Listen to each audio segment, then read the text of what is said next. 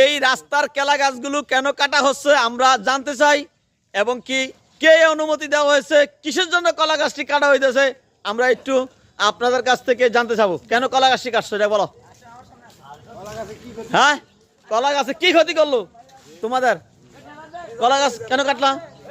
কলা গাছগুলো এই জায়গা জঙ্গল হয়ে রয়েছে, জঙ্গল হয়েছে, বিচ্ছু আছে তো, এগুলো আমি সরাইতে আছি আর কি। পরিষ্কার করতে আছো? অবশ্যই। হ্যাঁ হ্যাঁ। তাহলে অনুমতি নিছ? না, এটা তো রাস্তা ক্লিয়ার করতে আছে। হ্যাঁ, রাস্তা কি এখানে কি খনন হইব? হ্যাঁ, এনে খনন হইব।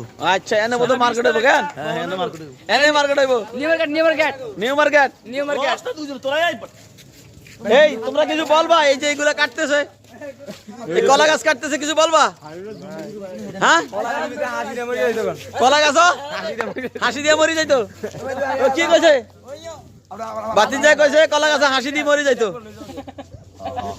এই কলা গাছের কাম কি? কি কাম? কি কাম? না, এই যে রাস্তা পরিষ্কার করতে আছে। রাস্তা পরিষ্কার করতে, সংস্কার করতে। আচ্ছা, বর্ষাকালে আইতাছে বেড়া বর্ষাকালে বেড়া বানাইবা? আসলে বেড়াই বানাই দেবো, কারণ যে পরিস্থিতি এখন বেড়া বানাইতে হবে।